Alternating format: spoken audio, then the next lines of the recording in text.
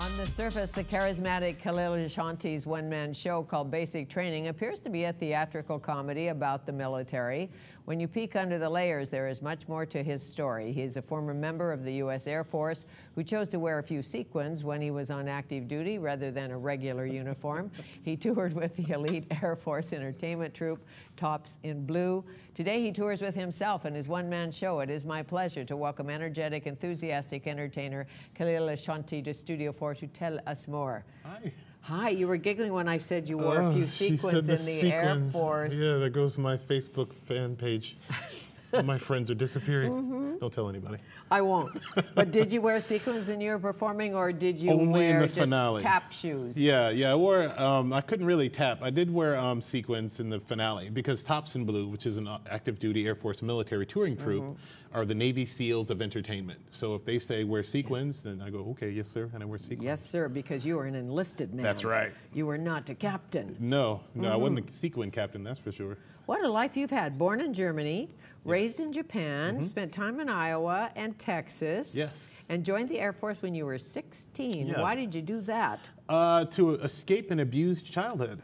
I thought, you know what? You know, my dad's been abusing me for a while. It's time to get out of here. Because that's Your biological dad? Who I thought was my biological dad. The night before I left for basic training, I found out that the guy who had abused me my entire life, severely, physically and mentally, wasn't my real dad. And my mom swore she told me before. She said, you probably just forgot. Forgot? Yeah. Mama. My mom said, yeah, I was like, I don't think I'd forget something like that. Probably not. No. So this father who you thought was your biological father, was he a military man? Yes, he was. He was in the Army for 30 years, which explains kind of my circuitous journey growing up in all these different places. And, did he ever leave, or did you have to leave? No, I left. I joined the Air Force at 16. It was called delayed enlistment, which basically meant recruiters would come to your high school and say, hey, you know what? You can be anything you want. What do you want to be? And I said, architect. And he goes, great. Sign the dotted line. When you're 18, 10 days after high school, you'll leave, go to basic training, and you'll be an architect. So I did that 10 days after high school. I left. I was 18, and they made me a mailman. Gee. Aim high. Aim high. Aim high, or as Louis Grizzard said, shoot low, boys, they're riding Shetland ponies. There you go. So you became a mailman? That's right. I was a mailman stationed in Las Vegas, Nevada. Wow. Now take me back to Tops in Blue. Okay. Toured all over. Yeah. Ever with Bob Hope, or are you too young? No, I knew Bob Hope. Bob and I hung out a lot. He asked me for jokes. No, I'm just kidding. Bob Hope actually did a different kind of a USO tour. So the USO kind of brings celebrities over to for the troops. Tops in Blue is active duty military performing for active duty military. Yes. So in 1994, 95, I did 2 world tours with Tops in Blue, about between 17 and 20 countries and 46 states every year. Right, so you won the talent contest, I'm assuming. I did, yes. Not much of a shooter. No, but we did get shot at while we were on stage. That's not good. Yeah, we perform wherever the troops are is where Tops in Blue would go. Sure. And that's kind of the basis of the story of basic training of my show.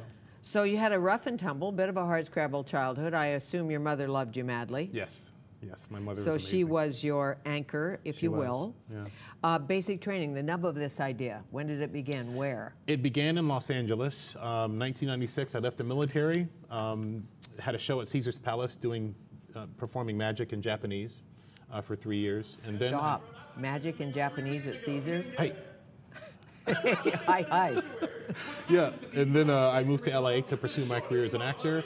Failed miserably until I took a class by Jeffrey Tambor, a respected character actor, who got me on stage and said, hey, you know, we know you're really funny, but we don't care, because you can throw a rock and hit a funny black guy in Hollywood. Why are you on stage? And so I told him this, I wanted to tell these stories about me being in the Air Force. And the nub of the show started when he said, why did you join the military? And I told him about, what happened the night before I left and how my mom told me about. Forgot to tell you that he wasn't your biological dad. That's right. And he goes, if you tell that story, you'll have a career in this business. If you're just being funny, nobody cares because it's surface stuff. And we want to know you. The sooner you have courage to tell your own story, the more the audiences will care about you, and the more Hollywood will stand up and take notice. Absolutely, he was right. He's a smart man and a great actor, Jeff. Yeah. the show itself, 23 characters. Yes. No costumes. No costumes. Well, I do wear a costume, actually. But You there's do no wear costume clothes. changes. Yeah. That's good. And no props. No props. And you turn yourself into 23 characters, male, female, kids. Yep. A little bit everything. Not a dog. Not yet. No dogs or cats. No dogs or cats. Okay, so how do you keep all these characters straight in your head? The essence of the story is funny things that happen in basic training, a little bit about your hardscrabble life. Right, and then as I'm touring with Tops in Blue, a few of the mentors in the group who are characters you meet, one guy with Tourette syndrome, a drill sergeant with a foul mouth, they lead me to have the courage to meet my real dad. And I meet a little girl along the way who's dying of cancer, who actually makes me promise that I will find my dad. So it's a journey. Yes. There's highs and there's lows. You'll laugh really hard, but you'll pay for it because there's always emotion behind the laughter. There's always something hiding back there. Will you do a little bit of it? Is that hard for you to do? Is there? There's always a piece in any actor's brain where it is, except we can't say the F word on there's morning no F television. words. I'll use a clean character. Everyone's favorite character in the show is Uncle Tony. And there's a segment in the show, I'll set up this clip of me, where I'm Thank you. I'm calling Uncle Tony to find out if he has information about my dad. So I go, Uncle Tony, I'm just calling to see if you sent me the information about my dad. Brother, man, I sent that information 3 weeks ago. You didn't get it yet? I mailed it in February, which happens to be Black History Month, the shortest month of the year. I paid 41 cents for postage, young blood, a quarter, a dime, a nickel, and a penny. If you look at those coins, you will notice that on the quarter, dime, and the nickel, the presidents are facing the left. On the penny, Abraham Lincoln is facing the right. Why is that? Why did these three presidents turn their back on Abraham Lincoln? Because he helped a black man. That's why they put him on the lowest denomination of currency, the darkest denomination of currency, and the only one that rusts. And that's why the buffalo's on the nickel. That's right. I'm Buffalo not Soldier. Sure. The Buffalo Soldier. When you do a female character, Yes. is it more difficult or is it easier for you? It's easier for me because the main female character is my mom, whom I'm very close to, and I just remember it so vividly. And it's not necessarily about just playing characters, it's about defining the intention of the character from the inside out. So it's not a caricature. You feel like you're meeting someone real on stage. Sure. And who took you off Broadway to the, were you at the Barrow Street Theater in New York? I was at the Barrow Street Theater, produced by Barry Josephson, among others. Barry Josephson is a producer of the television series Bones. Yeah. Yes. And this show was produced by him. And he actually just optioned it, this show, Basic Training for Television. Right. So it's going to be a television series. For a one-off? It'll be, no, it's a series for, we're hoping HBO, FX, or AMC, but it's like a 13-part series. It's basically like Band of Brothers meets MASH. Perfect. Yeah, so instead of a touring military hospital, it's a touring performing troupe, and they're all true stories, one of which you'll see in the show, where we are performing in the Middle East and in Guantanamo Bay and all of these topically, relevant places, and we get shot at, and it's just one thing after another. And no Hot Lips Houlihan. No. You never know, though. No Houlihan and no Chihuly. Chihuly. You should buy a Chihuly. You'll be a wealthy actor one day, and maybe you are now because, if you got, I think maybe 50,000 in your jeans, you can have a Chihuly. Yeah, well, people buy tickets, I'll get 2 Chihulis. That's true. And put them on the chimichanga. That's right. Or on the taco. That's right. Or something.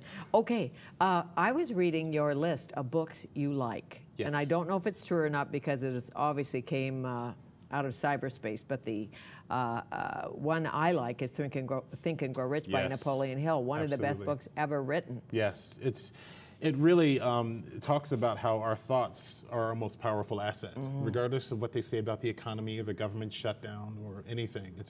If we learn to use the power of our minds to do good in the world, then the world could be a better place, regardless of who you vote for. Making money is not about money. No. No. Not at the end of the day. Makes that clear. And Malcolm Gladwell, you like The Outliers. Oh, great book. Great book. Read the Bible occasionally. Yeah, got to have the Bible. 4-Hour Work Week, Principles of Success. Yeah, Tim Ferriss. Have you read that book? No. It's absolutely amazing. So the 4-Hour Work Week basically says that, stop waiting for the phone to ring. Make something happen using the power of social media and the web to, to brand yourself and to get measurable results. Sure. And sometimes you might not like those results, and you use that to make your brand better. All great books. Yeah. Did you read as a kid? I loved reading as a kid. Being raised in Japan, reading was an absolute necessity. My mom was a reader, and It's my favorite pastime. And what about speaking Japanese? I've actually performed in Japanese at Caesar's Palace for 3 years. I don't get to do it as much as I'd like, but I'm actually working on translating basic training into Japanese and Spanish. How great. Would you ever join the Air Force again? You might be too old to join the Air Force, Yeah, not sure. You know, I really enjoyed the time that I was in. Did you miss it when you left? I did. I missed the camaraderie. I mean, at the end of the day, who's going to pay you at 18 for knowing nothing? The military. And they give you a marketable skill. And some of the people that I met with Tops in Blue, they're still family to me.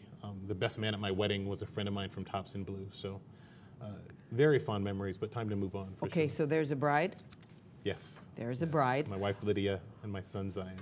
So there's a bride and a kid, Zion? Yeah, my son Zion is 2. When they're in the audience, what's it like for you? It makes me nervous. You know, it's easier to perform when there's no one you know in the audience. But when I know my wife is out there, I don't know. It's just a different feeling. Or your mother. Because there's a lot of pain. I take you through the painful moments and I take you through the hilarious moments. And for her to see me go through that again, I have to relive it on stage every night. And it's hard for her to watch. You have to dig deep to be a good actor. That's right. It's true. And your work comes from honesty, obviously. Yes. From hunger. Yeah, hunger and necessity. You have to stay hungry as an artist. Once you start becoming comfortable, then your art dies. And I really enjoy the adversity. I thrive on that. Yes.